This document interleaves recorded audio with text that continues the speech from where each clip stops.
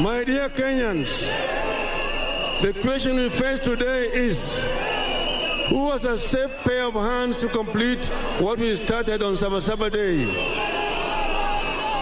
Whose hands will dismantle the bandit economy of corruption? In whose hands are your families safe? When you look at your children, who do you feel will really make sure that you have the ability to give them the best that they deserve? Who do you feel will ensure the unity of the country no matter the election results?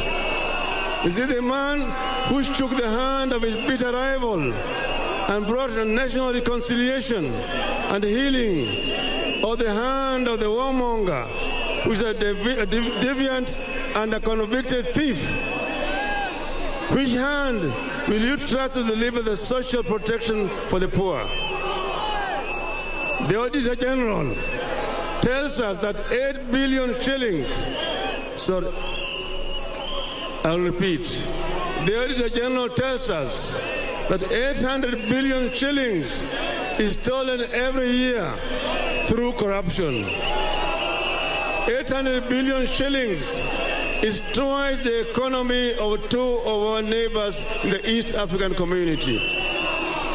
Who do you feel is best qualified to dismantle this cartel of thieves?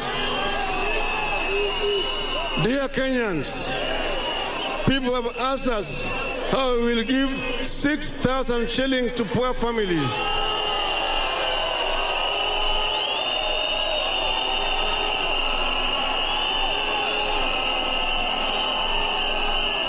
Hello?